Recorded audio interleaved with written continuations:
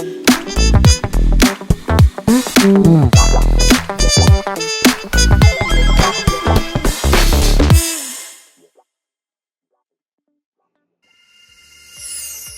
valued investors, welcome to Market Insight BRI Manajemen Investasi.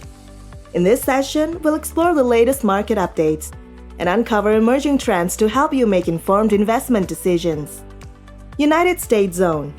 The jobs data for November have been released.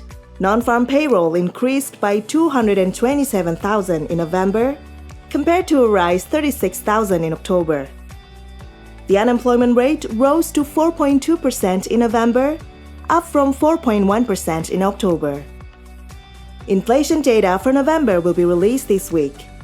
The market predicts that inflation may increase by 2.7% year-on-year and 0.2% month-on-month in November, compared to 2.6% year-on-year and 0.2% month-on-month in October.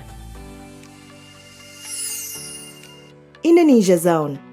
Inflation data for November has been released, showing an increase of 1.55% year-on-year and 0.3% month-on-month, compared to 1.71% year-on-year and 0.08% month-on-month in October.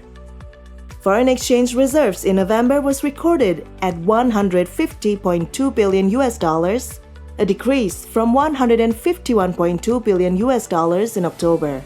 The data to be released this week include Consumer Confidence November predicted to be 121, compared to 121.1 in October. As long as consumer confidence remains above 100, it indicates that consumers are still optimistic about future consumption activities.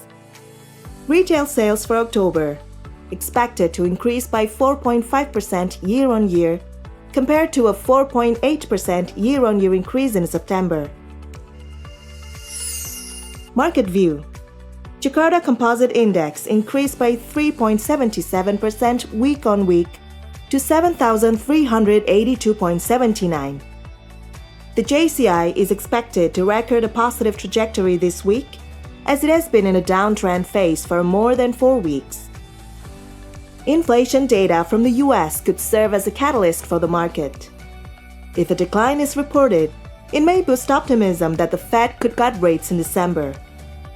Domestically, consumer data such as retail sales growth and consumer confidence will be released this week. As long as these indicators show improvement, they should bolster market optimism, reaffirming that Indonesia's economy remains on a positive trajectory fundamentally.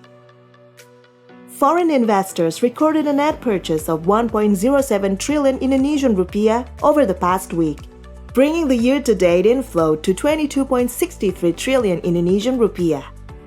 The three sectors with the highest return were Energy, Infrastructures, and Technology, which increased by 4.54%, 4.30%, and 4.13% respectively on a weekly basis.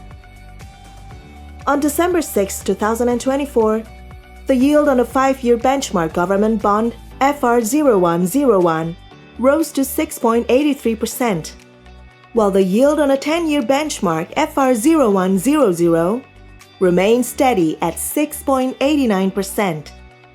Similarly, the yield on a 15-year benchmark FR0098 stayed flat at 7.03%, and the yield on a 20-year benchmark FR0097 remained unchanged at 7.08%. The yield 10-year Indon bond Indon 34 remained flat at 5.02%, while the 10-year U.S. Treasury yield also stayed unchanged at 4.15% compared to their positions on November 29, 2024, which were 5.07% and 4.17% respectively. Indonesia's risk premium, as reflected by the 10-year CDS, declined to 72.1 bps. The rupiah was flat, appreciating by 0.02% week-on-week to 15,845 Indonesian rupiah.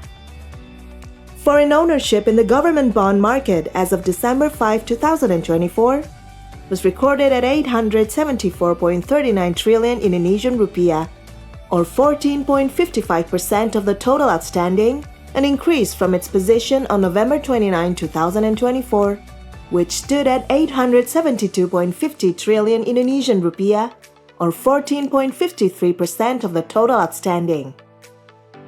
The Fed implemented an expansive monetary policy in 2024 by lowering the benchmark interest rate year-to-date by 75 bps. US is still on track for a soft landing, as the economy is predicted to grow 2.1% year-on-year in 2024 and 2% year-on-year in 2025.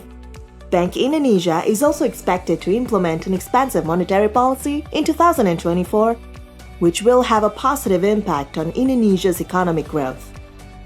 The bond market is expected to respond positively at first due to the improving macroeconomic conditions, which will then be followed by positive performance in the JCI. That concludes today's Market Insight. Stay tuned for more updates and follow us on social media. See you next week in the Market Insight BRI Manajemen Investasi.